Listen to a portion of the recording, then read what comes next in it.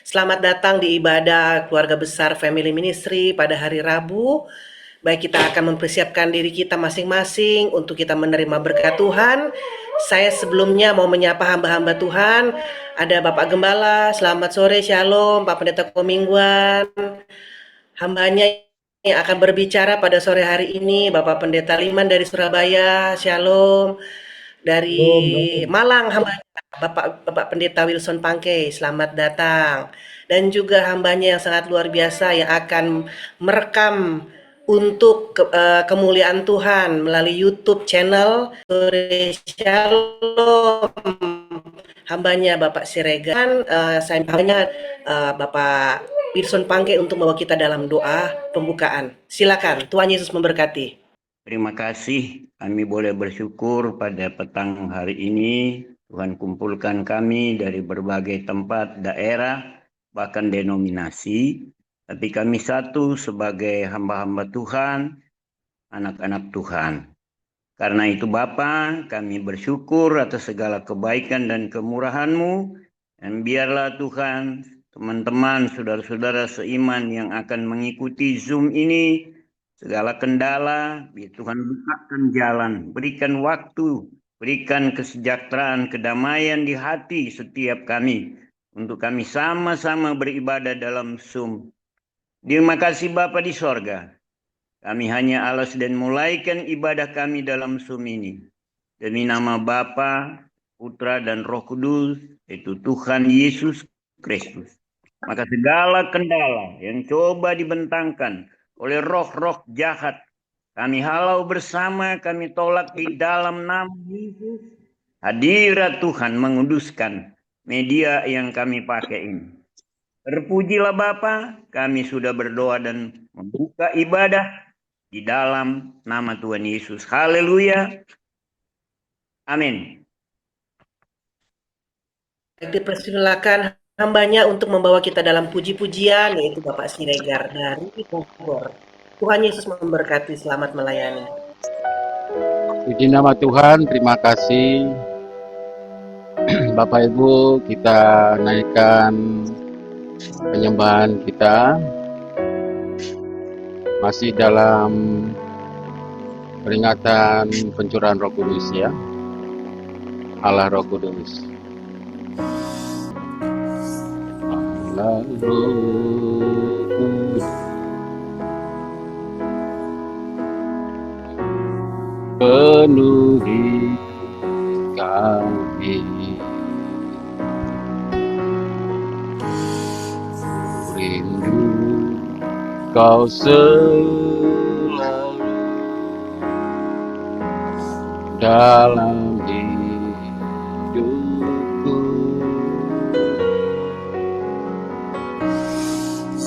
Allah Roh Kudus, ubah hatiku, jadikanku jamalanku rindu hadiratmu. Ku sembah kudus,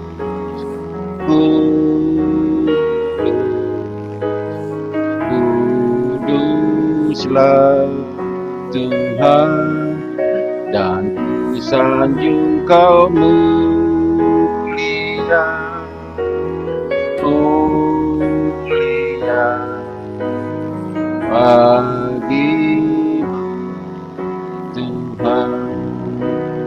Ku sembah kudus, kudus, kuduslah Tuhan, dan ku sanjung Kau mulia, mulia bagimu Tuhan. Haleluya. Silakan waktu dan tempat. Pendeta Lima Nandoko, selamat melayani. Tuhan Yesus memberkati kita semua. Mari kita berdoa sebelum mendengarkan firman Tuhan. Bapa di surga, terima kasih dan puji syukur. Kami punya Allah yang hidup. Kami punya Allah yang begitu baik dan begitu mencintai anak-anak-Mu Tuhan. Dan pada sore ini Tuhan berikan satu kepercayaan pada hamba-Mu, orang yang paling hina ini, untuk bisa memberitakan kebenaran firman Tuhan. Roh Kudus, hamba butuh Engkau untuk menguasai kami. Kami butuh Engkau untuk mengoreksi kami. Sehingga setiap kata-kata yang kami keluarkan dalam pemberitaan firman ini betul-betul bersumber pada Engkau sendiri, ya Tuhan Yesus. Pada Tuhan, kami butuh Engkau untuk menambahi, untuk mengurangi setiap kata-kata hamba ini. Sehingga apa yang kami sampaikan adalah betul-betul bersumber pada Engkau sendiri, ya Tuhan. Kami berdoa untuk anak-anak Tuhan yang mendengarkan khotbah-khotbah hamba-Mu secara sederhana di Zoom ini, yang membuka hati dan pikiran mereka yang paling dalam, sehingga firman Tuhan bekerja secara luar biasa pada diri mereka dan mereka pulang dengan damai sejahtera dari Engkau, ya Bapa. Berkati Zoom ini Tuhan dari awal, pertengahan, hingga akhir, semuanya berjalan dengan baik, baik itu wifi-nya, internetnya, suaranya, videonya, juga acara diskusinya. Semuanya kami lakukan itu adalah memuliakan dan meninggikan dan mengharumkan nama Tuhan. Berfirmanlah ya Tuhan pada hamba-Mu ini, kami siap untuk mendengarkan kebenaran firman Tuhan. Di dalam nama Tuhan Yesus, hamba berdoa dan mengucapkan syukur. Yang percaya katakan, amin. Saudara, mari kita membuka dalam Roma 8 ayat 13, karena satu ayat saya akan baca sendiri, saudara. Roma 8 ayat 13, sebab jika kamu hidup menurut daging, kamu akan mati. Tapi jika oleh roh kamu mematikan perbuatan-perbuatan tubuhmu, kamu akan hidup, saudara. Saudara, judul khotbah sore ini saya berikan satu judul, yaitu secara sederhana, yaitu mortification. Saudara. Mortification artinya apa ya? Mematikan perbuatan-perbuatan daging, saudara. Karena nanti dengan pencurahan Roh Kudus, nanti di dalam Kisah Rasul 2 ayat 1 sampai 13, saudara, itu hari Pentakosta akan terjadi, saudara. 10 hari setelah kenaikan dan 50 hari setelah kebangkitan, Tuhan menjanjikan akan diadakan pencurahan Roh Kudus pada murid-muridnya yang tinggal di Yerusalem, saudara. Dan saya mencoba apa fungsi Roh Kudus, saudara. Saya akan mencoba untuk berkhotbah secara sederhana mengenai masalah mortification, yaitu mematikan keburukan daging. Apa sih arti mortification? Nanti saya jelaskan secara singkat. Siapa yang melakukan mortification itu siapa, saudara? Setelah kita ada pencurahan Roh Kudus, saudara. Itu adalah bahasa Inggrisnya itu what, who, why, or how. What itu apa sih dimaksudkan mortification? Who itu siapa yang melakukan mortification? Why? Kenapa kita sebagai anak Tuhan harus melakukan mortification? Dan juga how? Bagaimana kita melakukan itu? Caranya apa yang kita lakukan sehingga kita bisa mematikan daging kita? Kita bahas akan satu persatu, saudara. Saudara, pada pencurahan Roh Kudus, saudara, pada waktu itu Roh Kudus hanya diberikan pada orang tertentu saja diberikan, saudara. Nabi-nabi dan sebagainya ada, bukan semua orang, saudara. Tapi sejak hari Pentakosta, Roh Kudus itu diberikan pada semua orang yang percaya pada Tuhan Yesus. Kisah Rasul 2 ayat 38, saudara catat sendiri, Efesus 1 13, saudara. Pada waktu kita dilahirbarukan oleh Tuhan Yesus, pada waktu kita terima Yesus Kristus sebagai satu-satunya Tuhan dan Juru Selamat secara pribadi, seketika itu juga Roh Kudus akan masuk pada diri saudara dan saya. Sehingga pencurahan itu terjadi pada orang-orang yang percaya, bukan pada orang yang tidak percaya. Dan fungsi Roh Kudus itu apa, saudara? Secara umum, yaitu fungsi Roh Kudus ada satu progressive sanctification, ada satu perubahan yang baru, saudara, yang menaik ke atas, bukan turun ke bawah, saudara. Dan ini harus terjadi pada orang yang sudah menerima Yesus Kristus. Yang saya berkali-kali saya ulang berkata-kata, kalau tidak mungkin seorang anak Tuhan yang sudah menerima Yesus Kristus, Roh Kudus masuk pada diri saudara dan saya, tidak ada buah, tidak ada progress sanctification, saya menjadi ragu-ragu bahwa saudara itu bukan anak Tuhan. Hanya pengakuan di mulut, sekedar cuma mengaku saya terima Yesus.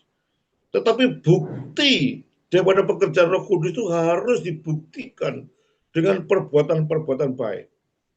Perbuatan baik memang tidak ada andil sama sekali untuk kita selamat, hanya iman yang menyelamatkan kita. Tapi pada waktu Roh Kudus masuk pada saudara dan saya, ada pencurahan Roh Kudus, di situ pasti ada perubahan. Tidak mungkin anak Tuhan tidak mengalami perubahan. Itu namanya dalam teologinya progressive sanctification. Memang kita semua itu merasakan adanya dosa-dosa tertentu yang terus-menerus melekat pada diri kita. Walaupun ada satu pekerjaan Roh Kudus pada diri kita. Ada dosa-dosa tertentu yang seringkali kita itu jatuh bangun dalam menghadapi problem dosa kita yang begitu favoritnya. Sehingga seringkali kita menghadapi problem itu secara frustasi. Menghadapi dosa-dosa tertentu. Dan saudara, pada waktu saudara sudah terima Yesus Kristus sebagai Tuhan dan Juru Selamat, pada waktu Roh Kudus masuk pada saudara saya, saudara masih bisa jatuh pada dosa. Saya katakan masih bisa ya, bukan harus ya. Saudara bisa jatuh pada dosa. Yang saya katakan tadi ada dosa-dosa tertentu yang begitu sulit saudara lupakan. Itu kelemahan-kelemahan pada diri saudara saya. Dan setiap orang saudara pasti punya kelemahan masing-masing. Saudara. Ada dosa-dosa favorit. Ada dosa-dosa tertentu yang sulit sekali untuk saudara lepaskan walaupun saudara sudah terima Yesus. Tapi bukan berarti kita menghidupi dosa itu, enggak, saudara. Kita begitu marah, begitu sedih, begitu tidak menikmati dosa karena dosa itu menggerogoti kita. Dan kita semaksimal mungkin membuang dosa dengan kekuatan daripada Tuhan. Tapi seringkali kita sulit setengah mati. Kita jatuh bangun masalah dosa itu, saudara. Tapi kita tidak pernah menghidupi. Anak Tuhan tidak mungkin menghidupi dosa. Kita anak Tuhan bukan seperti babi yang pada waktu jatuh pada lumpur, dia menikmati lumpur itu. Kita anak Tuhan pada waktu kita jatuh pada dosa, kita tahu itu lumpur. Kita akan melompat dengan secepat mungkin. Tapi seringkali kita gagal. Ada perbedaan antara jatuh dosa dengan hidup dosa. Yang secara inti saya akan secara sederhana bahwa anak Tuhan, saya katakan bisa jatuh pada dosa. Bukan harus ya, bisa. Tapi anak Tuhan tidak mungkin hidup di dalam dosa, saudara. Atau perbedaan, saudara. Dan itu ada keterangan sendiri, saudara. Khotbah sendiri apa dimaksud dengan jatuh, apa dimaksud dengan hidup, saudara. Itu ada satu khotbah sendiri, saudara. Saudara, mari kita jelaskan apa sih arti mortification. Saya katakan what, who, why, how. Apa sih arti mortification itu? Mortification itu artinya mematikan perbuatan-perbuatan tubuh. Saudara. Tubuh dalam ayat 13b yang baca tadi itu sama dengan artinya daging. Kita mematikan manusia lama. Mematikan dalam arti to mortify. Tidak berarti kalau kita mematikan dosa itu tidak berarti kita menutupi dosa. Enggak, bukan itu maksudnya. Seringkali orang-orang anak Tuhan yang tampil di mimbar itu mulai sesuatu jaga image, saudara, sehingga banyak hamba Tuhan menutupi dosanya. Itu bukan berarti mortification, enggak. Mortification itu mematikan, bukan menutupi dosa, dan bukan berpura-pura saleh, saudara. Ada banyak hamba Tuhan pada waktu jalan mimbar, dia berpura-pura saleh dan menutupi banyak dosa sehingga dia yang ditonjolkan etika-etikanya paling luar biasa. Oh, saya bisa ini kok. Saya suka nolong ini kok. Saya suka berbuat ini. Itu cuma menutupi. Bukan berarti mematikan dosa. Tapi kalau anak Tuhan saya mematikan dosa. Bukan menutupi atau pura-pura saleh. Artinya itu membuang dosa. Menyalibkan manusia lama. Dan hidup sesuai dengan firman Tuhan. Bukan secara lahiriah, saudara. Tetapi juga dalam hati yang paling dalam. Itu buang dosa-dosa. Kalau secara lahiriah banyak orang image itu menjaga image sehingga sering kali berkhotbah dengan menjaga dirinya supaya jangan mengumbar dosa, jangan mengatakan sesuatu yang ini aku ini gini itu sesuatu yang tidak boleh di hadapan Tuhan. Itu katanya banyak orang. Tapi kalau saya berkhotbah sering kali saya ditegur banyak hamba Tuhan pada waktu saya berkhotbah di mimbar. Kalau saya berkhotbah itu saya tidak ada image. Saya tidak akan pernah menutupi dosa saya. Saya katakan saya dulu pernah demikian. Dulu pernah berzina, saya katakan terus terang, ya saya pernah berzina. Dulu saya pernah begini, saya jangan nutup-nutupi. Tapi dengan adanya pekerjaan Roh Kudus akan manusia lama itu dibuang, akan mematikan untuk kembali pada jalan yang benar, saudara. Sehingga pada waktu kita berkhotbah di mimbar itu kita juga harus fair, saudara. Bukan menutupi soal jaga image supaya pendeta itu menjadi orang yang hebat, menjadi hamba Tuhan, menjadi orang yang suci, yang kudus, yang tidak pernah berdosa. Setelah kita manusia berdosa, yang sudah wataknya dosa. Jadi kenapa kita takut-takut mengaku dosa? Asalkan kita saat ini bisa berubah secara drastis, saudara. Itu yang maksudnya. Ada kelahiran baru, saudara. Membentuk manusia baru. Itu harus ada perubahan. Yang lama itu kita betul-betul, pada waktu Paulus bersaksi pun dia tidak segan-segan untuk mengatakan, saya dulu seorang pembunuh. Saya dulu seorang penghujat. Saya dulu seorang yang sering kali mengejar-ngejar orang yang mengikut Kristus. Dia gak sungkan, saudara, untuk secara vulgar bahwa dulu itu seperti ini modelnya. Tapi sekarang saya sudah dipanggil oleh Tuhan. Saya akan mengadakan satu perubahan hidup. Ini yang dimaksud mortification. Tidak menutup-nutupi dosa dan tidak jaga image. Berapa banyak hamba Tuhan jaga image, tapi dalam kenyataannya ada banyak dosa, saudara. Lebih baik saudara mengaku secara fair, tapi saudara berusaha semaksimal mungkin tidak berbuat lagi. Memang kita pada waktu ada satu perubahan baru, saudara. Kita dipacu oleh menjadi satu kesempurnaan. Tetapi walaupun kesempurnaan itu tidak pernah terjadi, saudara. Tapi tujuan kita membuang dosa itu menuju kesempurnaan. Tapi tidak akan pernah terjadi kesempurnaan itu, saudara. Ini dinamakan paradoks, saudara. Kita diperintah oleh Tuhan untuk menjadi anak Tuhan yang betul-betul mematuhi Tuhan dengan sempurna. Tapi bagaimanapun juga kita tidak akan pernah sempurna menghadapi hidup ini. Yang sempurna itu hanya satu manusia, itu Tuhan Yesus Kristus. Semua kita tidak pernah sempurna. Di dalam tokoh-tokoh perjanjian lama sampai perjanjian baru, tunjukkan pada saya satu tokoh yang sempurna. Tidak pernah ada. Semua jatuh pada dosa. Semua dalam kelemahan kecuali pada Tuhan Yesus Kristus. Ini satu perubahan, walaupun kita diperintahkan hidup dengan baik. Yang kedua, saudara, supaya cepat saja, ada banyak diskusi. Siapa yang melakukan mortification? Siapa? Saudara yang melakukan mortification nggak ada lain adalah saudara dan saya yang sudah percaya pada Tuhan Yesus. Diharuskan melakukan mortification. Nggak mungkin Tuhan yang sungguh-sungguh tidak ada mortification. Bagi orang yang belum percaya pada Tuhan Yesus, itu orang yang tidak pernah melakukan mortification. Tapi orang yang sudah percaya pada Tuhan Yesus harus melakukan mortification.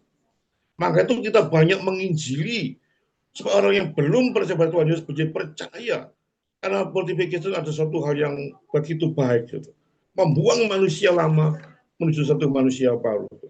Itu dikatakan siapa yang melakukan mortification? Yaitu saudara dan saya, saudara. Karena saudara dan saya itu pelaku firman Tuhan yang dipercayakan Tuhan untuk hidup dengan baik. Saudara. Kenapa Tuhan mempercayakan kita untuk memberikan Injil, bukan malaikat? Saudara.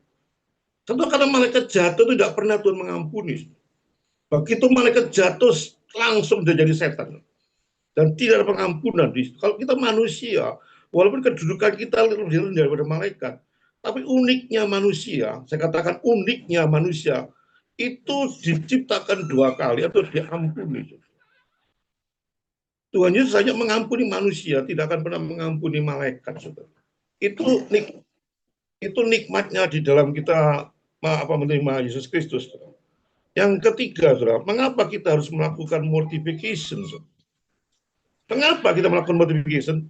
Saudara tahu, dosa itu terus bekerja dalam diri kita yang menghasilkan perbuatan daging. Tidak mungkin dosa tidak akan bekerja. Maka itu kita juga harus terus waspada dan tidak boleh diam untuk memerangi dosa. Saudara, kalau kita diam, maka dosa itu akan berkembang terus.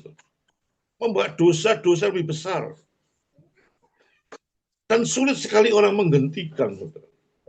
Itu mengapa kita melakukan mortification. Bahwa setan itu bekerja itu luar biasa sekali. Pada waktu kita percaya pada Tuhan Yesus, apakah setan berhenti untuk menggoda kita dan saudara saya? Enggak, saudara. Makin ganas dia menggoda kita dan saya. Justru sasaran setan itu pada orang yang percaya pada Tuhan Yesus. Dia tidak pernah menggoda orang yang belum percaya pada Tuhan Yesus. Justru misi setan itu menggoda kita sebagai anak Tuhan. Itu tujuan daripada setan. Sehingga saya katakan ada banyak setan ada di kuburan. Tidak ada kuburan banyak setan. Yang ada banyak setan itu gereja. Yang banyak setan itu pada orang-orang yang betul-betul mencintai Tuhan Yesus. Di situ saudara makin saudara mencintai Tuhan Yesus, makin setan itu bergerak luar biasa. 24 jam setan mengatakan bergerak. Seperti singa mengaum-ngaum yang mengelilingi saudara dan saya. Yang setiap saat saudara bisa diterkam oleh setan. Dan saudara jangan pernah memandang remeh setan. Saudara. Setan punya satu kekuatan yang luar biasa, super luar biasa. Kita tidak ada apa-apanya dengan setan. Sehingga kalau ada hamba-hamba Tuhan yang saya seringkali harus mendengar, siapa yang takut setan? Jangan pernah takut pada setan. Kita anak Tuhan tidak mungkin boleh takut. Saudara, siapakah sih saudara yang sampai saudara berani menantang saudara? Setan memang kita harus perlu waspada. Saudara. Bukan berarti kita nggak berani sama setan, tapi kalau saudara menantang setan, saudara bukan lawannya setan. Dan itu tidak diperintahkan Tuhan untuk melawan setan.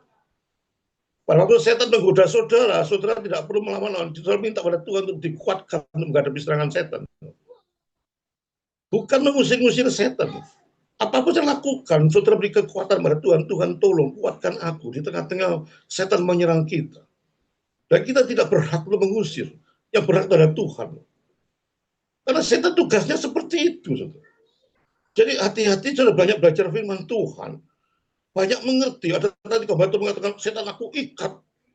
Supaya aku masuk, tidak ada setan menggoda. Itu omongan-omongan apa? Karena tidak belajar firman Tuhan. Nama Tuhan itu, aku ikat setan soalnya dia berkuasa mengikat setan. Tidak ada satu pun yang berkuasa kepada setan selain pada Tuhan Yesus. Kita manusia ciptaan Tuhan. Dan cara kerja setan itu sangat luar biasa sekali hebatnya. Saudara. Maka itu saudara jangan pernah lengah. Saudara. Jangan pernah ada satu kesombongan rohani. Saya menjadi orang yang kuat. Saya sudah dikuasai Tuhan. Ya, kuat yang kuat. Saudara makin saudara ada kesombongan. Justru saya akan kejatuhan makin hebat. Saudara. Kan akibat dosa itu luar biasa sekali akibatnya. Saudara. Dosa itu memberi kita ada satu doa yang tidak dijawab itu ada. Saudara. Jadi saya katakan ada dosa itu. Bukan selalu ya. Akibat dosa itu memang ada doa. Ada Amsal 1, 20, 28. Doa kita tidak dijawab karena dosa kita. Dosa juga pelayanan kita tidak diberkati sia-sia kalau kita terus di dalam dosa. Dosa juga ada hajaran-hajaran Tuhan. Dosa juga mendukakan Roh Kudus.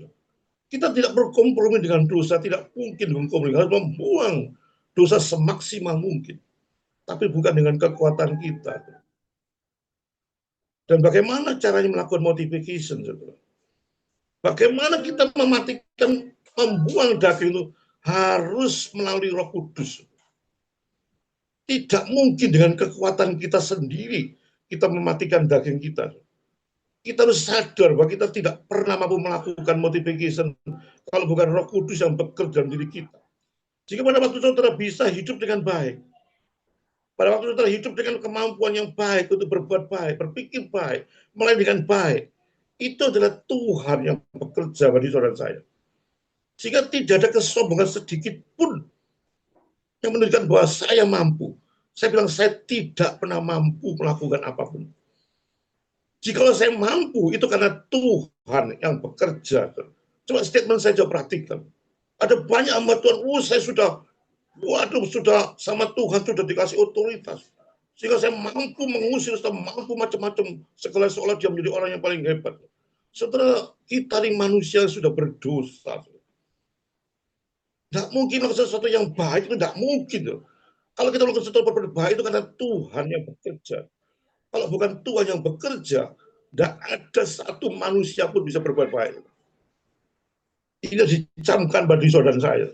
Jika tidak satu kesombongan pada waktu saudara berkhotbah, saya hebat, saya bisa ini, saya bisa mematikan daging saya suka ini, suka gini. Satu pameran rohani yang hanya isapan jempol. Jangan pernah meremehkan saudara setan. Juga jangan pernah meremehkan dosa sekecil apapun. Seringkali kita melakukan dosa itu cuma dosa besar yang kita anggap. Dosa kecil itu sekali tidak dianggap. Padahal dosa kecil itu sangat berbahaya daripada dosa besar. Dosa besar itu akibat dari dosa kecil kita. Satu dosa nyeret dosa lain. Dosa-dosa kecil itu harus perhatikan dengan serius. Saudara. Kalau saudara tidak memperhatikan dosa-dosa kecil, pada waktu itu saudara dihadapkan terus bergerak, saudara kan tidak pernah bisa mampu. Saya kasih contoh orang berselingkuh, saudara. Seringkali saya lihat, kenapa sih kamu berselingkuh sampai sudah punya anak 2, sampai sudah nggak bisa apa-apa. Pertama-tama aku cuma main-main saja, Pak Liman. Ya cuma nganterkan pulang ke kantor, sama-sama satu kantor pulang, satu gereja pulang sama-sama. Terus tiap hari pulang, sekedar cuma nganterkan toko. Tidak ada apa-apa. Muncul seperti itu kebiasaan dosa kecil diremehkan. Dengan hanya mengantarkan aja, terus makan bersama, makan siang nggak ada masalah. Makan siang nggak apa-apa, kita makan seorang 2, kita sama-sama makan, sama-sama rumahnya dekat. Sehingga dosa kecil diremehkan, dan sudah diperingati, hati-hati itu bukan nyonyamu, itu bukan istrimu, kamu tidak pantas untuk makan berdua. Ya mungkin sewaktu-waktu, setahun sekali mungkin, tapi kalau tiap hari gitu, enggak apa-apa. Coba sekedar enggak apa-apa. Terus mari makan siang, makan malam, terus akan bubuk malam. Nah, itu kejadian dosa-dosa kecil, sudah meremehkan. Hati-hati dengan hal-hal demikian, saudara. Saudara punya kualitas yang hebat. Sebentar saya diperintah Tuhan untuk ini, untuk itu hebat. Dibiarkan, saudara. Saudara, pekerjaan Roh Kudus, saya seringkali berkhotbah. Pekerjaan Roh Kudus itu bekerja sesuai dengan firman Tuhan. Coba saya catat ya. Roh Kudus tidak pernah bekerja tidak sesuai dengan firman Tuhan. Kalau Roh Kudus bekerja sesuai dengan firman Tuhan, dan saudara mengakui, waduh ini pekerjaan Roh Kudus, padahal saudara tidak pernah belajar firman Tuhan. Setan bisa bergerak, saudara. Setan bisa menyamar sebagai malaikat terang.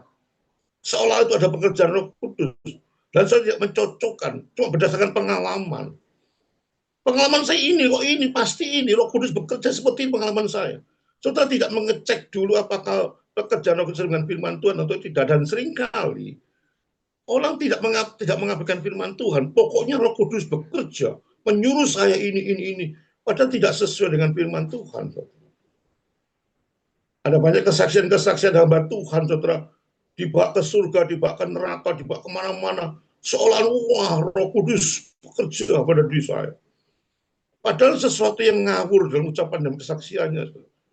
Tidak ada Roh Kudus bekerja tanpa firman Tuhan, nggak mungkin. Sehingga seperti dua sisi mata uang yang tidak bisa dipisahkan. Pekerjaan Roh Kudus harus sesuai dengan firman Tuhan. Kalau pekerjaan itu tidak sesuai dengan firman Tuhan, saudara harus membuang itu, termasuk pengalaman-pengalaman saudara. Yang menjadi nomor 1, bagaimana saudara belajar firman Tuhan serius sehingga saudara tidak dikecohkan oleh iblis yang bisa menyamar sebagai malaikat terang, saudara. Makanya hati-hati, saudara. Kesimpulan khotbah saya apa? Secara singkat, banyak diskusi nanti, saudara. Saudara, ada beberapa hal yang coba saya simpulkan. Mungkin ada 5 hal, saudara, yang saya catat di sini, saudara. Mortification, mematikan daging, harus dilakukan secara terus-menerus sampai mati. Tidak mungkin saudara akan berhenti melakukan itu. Saya sudah kuat kok. Saya sudah S3 kok. Saya sudah belajar firman Tuhan. Saya jadi hamba Tuhan sudah 25 tahun. Berhenti belajar firman Tuhan. Berhenti dan matikan. Tidak mungkin. Sampai mati saudara terus bekerja untuk mematikan mortification ini. Karena setan juga bekerja terus sampai akhir hidup saudara. Jika jangan pernah setan itu pensiun. Jangan pernah anggap setan itu pensiun. Jangan pernah. Jangan sampai saudara menjadi orang yang hebat dan sebagainya, akan berhenti belajar firman Tuhan, akan berhenti waspada. Di situ langsung diterkam oleh iblis yang sangat sudah menanti-nanti saudara. Jadi mortification harus dilakukan. Tidak boleh pernah berhenti sampai hidup saudara.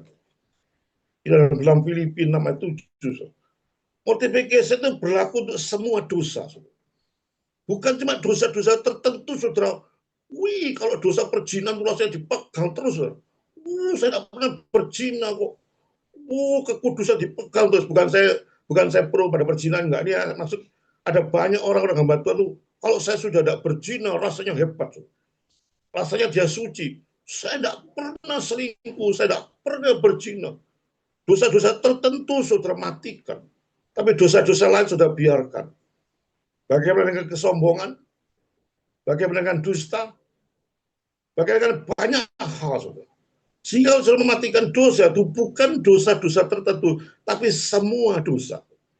Harus saudara amati. Bagaimana terjebak, saudara. Dalam masalah-masalah itu, pokoknya saya tidak berzina, pokoknya saya tidak ada menggelapkan uang. Pokoknya rasanya itu sudah menjadi suatu standar kesucian hamba Tuhan. Saya dikatakan kemarin saya berkhotbah mengenai kasih mula-mula, saudara. Teguran-teguran hamba Tuhan kepada jemaat Efesus, saudara. Walaupun jemaat itu penuh dengan hal-hal yang baik, tapi Tuhan menegur jemaat Efesus. Hei, kamu kehilangan kasih mula-mula. Betapa dalamnya dosamu, kata Tuhan. Saudara, jangan meremehkan dosa-dosa lain. Dosa tidak apa-apa.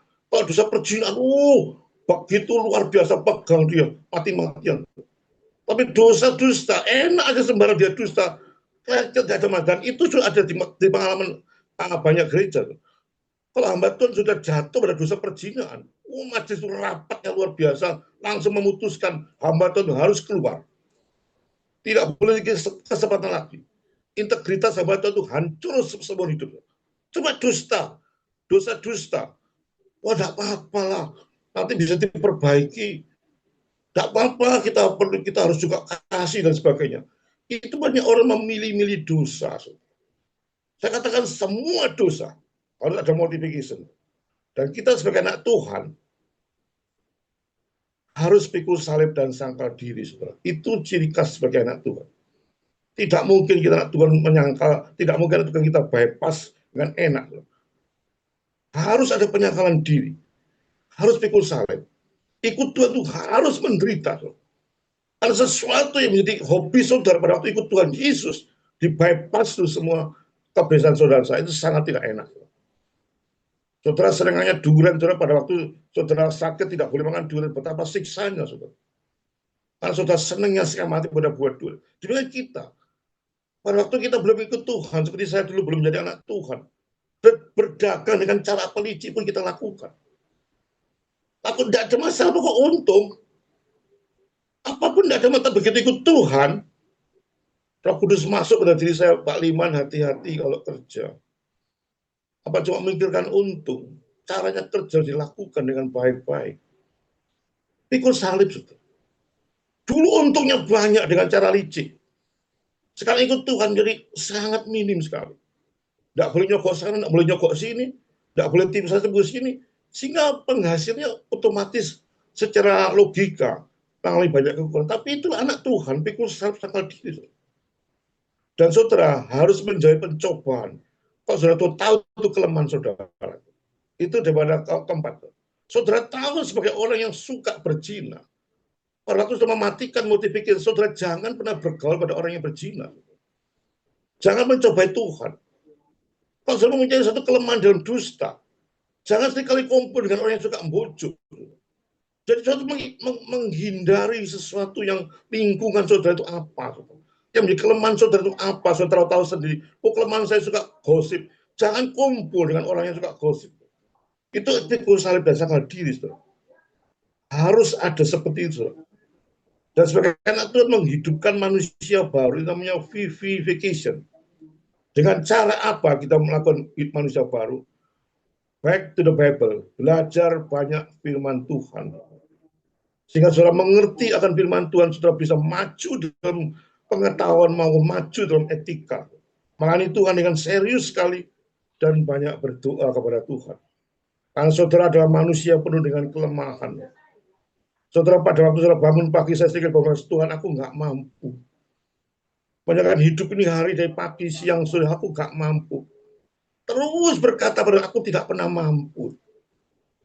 Jika pada waktu kita mengatakan aku tidak pernah mampu, di situ Tuhan bekerja. Memampukan saudara untuk hidup dengan baik-baik. Daripada mengatakan, aku sudah hebat. Sudah macam-macam, Tuhan di hadapan Tuhan menjadi orang yang rendah hati. Dan tidak satu kemampuan bagi saudara saya. Jika bukan Tuhan menolong saudara saya. Saudara, bila firman Tuhan berikan kekuatan pada saudara saya. Untuk tergantung mutlak pada belas kasihan Tuhan. Untuk tergantung mutlak dengan anugerah Tuhan. Karena tanpa Tuhan, di luar Tuhan, saudara tidak akan pernah bisa berbuat apa-apa. Saya maksud adalah Tuhan Yesus Kristus.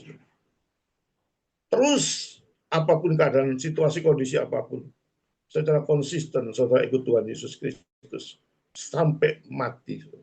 Amin. Saudara. Mari kita berdoa sebelum acara kita serahkan pada host.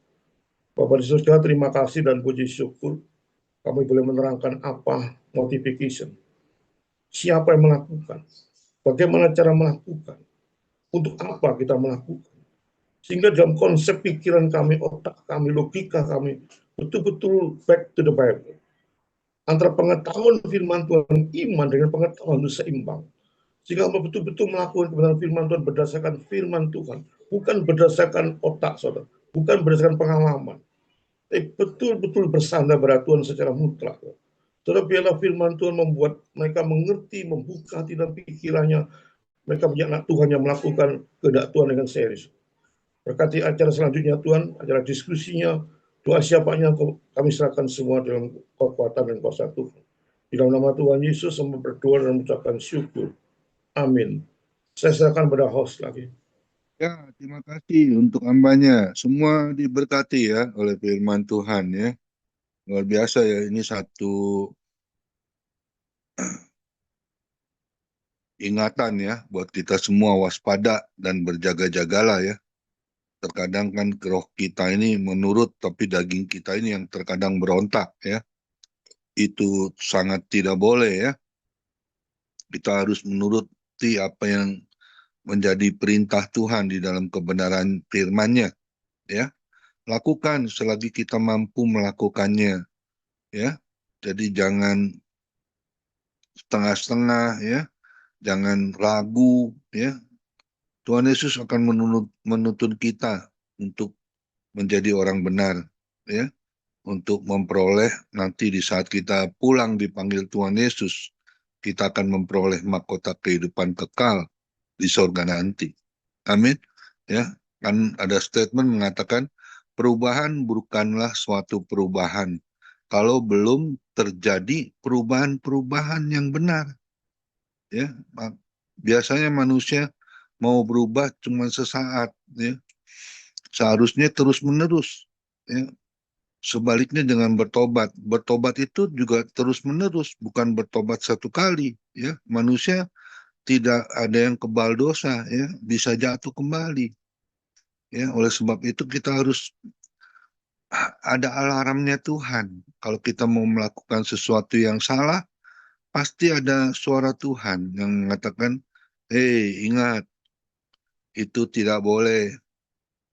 Itu jangan kau lakukan." Kita harus stop, ya, lakukan yang terbaik, ya, karena 2 Korintus 5 ayat 17 ya, kita ini adalah ciptaan baru, yang lama sudah berlalu dan yang baru sudah datang. Amin. Tuhan Yesus memberkati Pendeta Liman. Kiranya Tuhan pakai terus ya, menjadi hamba yang setia, yang melayani Tuhan Yesus lebih sungguh lagi. Amin. Besok ibadah Family Ministry, kita akan dilayani oleh hamba Tuhan yang baru ya. Namanya siapa itu ya? Ya, namanya Pendeta Jenry Adi Saputra ya. Kita akan diberkati besok ya oleh hambanya. Seperti hari ini kita sudah diberkati oleh hambanya Pendeta Liman Handoko. Tuhan Yesus memberkati kita semua. Silakan lanjut dengan doa syafaat. Bapak, kami sangat bersyukur kepadamu sore hari ini, Bapak. Panjang pagi, hari, siang, sore, hingga saat ini kami ada sebagaimana ada. Dalam kami dapat juga Tuhan bersekutu bersama hamba-hambamu pada saat ini dalam ibadah ibadah online family ministry ini, Bapak. Terima kasih atas segala kesempatan kami dapat lakukan untuk bersekutu beribadah. Biarlah segala nyanyian pujian yang kami sudah naikkan yang dipimpin oleh hamba-Mu, Bapak Siregar, Tuhan, Engkau kami agungkan, kami tinggikan nama-Mu, kami besarkan nama-Mu, Tuhan.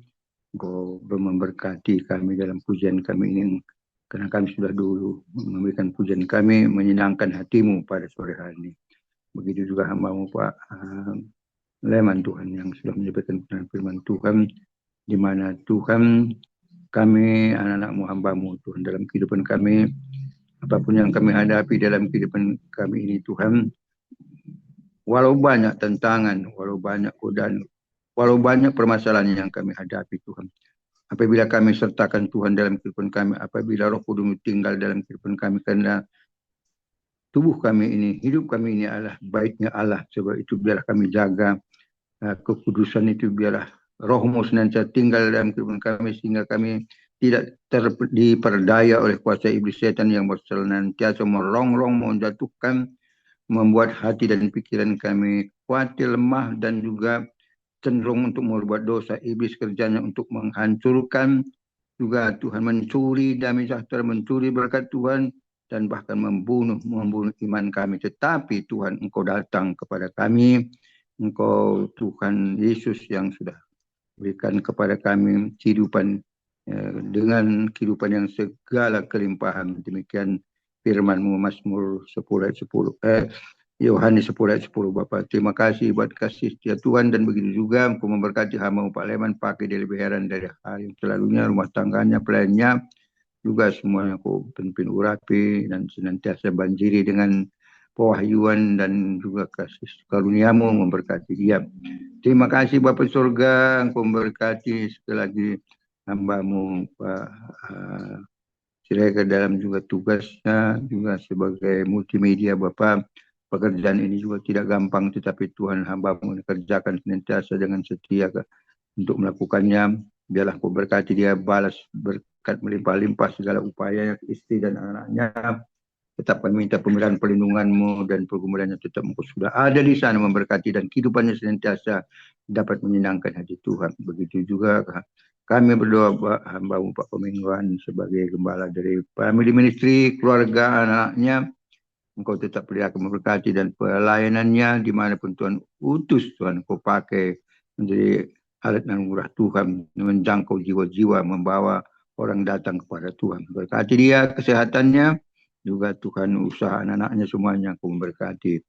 Memberkati juga Pak Hendra Bapak, di mana keadaan kehidupan kesehatan tubuhnya yang Tuhan terganggu akibat stroke, tapi kami mohon belas kasih-Mu Tuhan, turunlah kasih-Mu, kemurahan-Mu, dan kuasa bilur-Mu Tuhan mengalir dalam tubuhnya, sehingga seluruh tubuhnya Tuhan dikuatkan kembali, dipulihkan seperti semua dalam nama Yesus.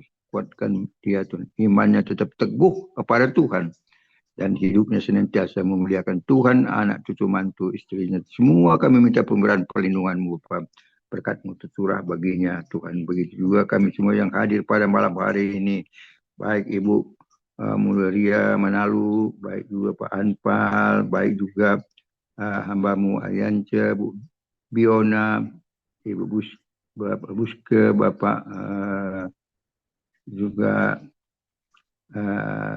Ibu Grace, juga Ibu Lili dan keluarganya, Ibu Melanie Selang dari Nado sana, hamba-Mu Pak Wilson, keluarga masing-masing Tuhan Kau percayakan apapun yang kami hadapi, tapi kami percaya kami senantiasa hidup yang senantiasa menyenangkan Tuhan, hidup yang perkenan Tuhan. Sebab itu apapun pergumulan kami masing-masing Tuhan, Kau menyertai kami, memberkati kami masing-masing, berikan roh sukacita-Mu, memberikan kekuatan baru, dan biarlah Roh Kudus-Mu senantiasa menuntun bimbing kami, sehingga kami hidup berjalan senantiasa dengan perkenanan Tuhan. Terima kasih Bapa surga buat kesehatan Tuhan, kemurahan-Mu, berkat-Mu kepada kami, keluarga kami, anak cucu mantu kami juga tetap minta perlindungan Tuhan, membawa kami semakin hari semakin intim dekat dengan Tuhan, hidup kami senantiasa berkenan kepada-Mu Tuhan. Terima kasih Bapa surga, semua yang tidak sempat hadir, pengurus family ministry Tuhan Kau melalui jamah, semua mereka mungkin dalam tugas dan pekerjaan apa yang mereka kerjakan, dan semua halangan Tuhan lawat jamah, berkati semuanya Bapa. Pidarakan semuanya. Juga kami tetap berdoa bagi bangsa negara kami, sejahtera bangsa kami, keselamatan bangsa kami, dan kami memohon juga untuk bangsa kami ini yang sudah melakukan pelanggaran hukum, yang sudah berbuat Tuhan merugikan bangsa dan negara ini. Tuhan sadarkan mereka, berikan tobat nasional, dan ampuni semua salah dosa mereka Tuhan, dan menyatakanlah kasih-Mu agar mereka boleh datang kepada Tuhan melalui pelayanan kami, melalui multimedia, mulia kabar-kabar yang disampaikan kepada semua bangsa-bangsa di dunia ini, biarlah mereka menerima Tuhan, menerima keselamatan. Terima kasih Bapa surga buat berkat-Mu, kasih-Mu kepada kami. Kami kembalikan pujian, syukur, hormat kami padamu Bapa. Dalam berkat nama Yesus, Tuhan Yesus selamat jiwa kami. Dan kami juga berdoa seperti diajarkan oleh Tuhan Yesus. Mari kita berdoa seperti diajarkan Tuhan Yesus.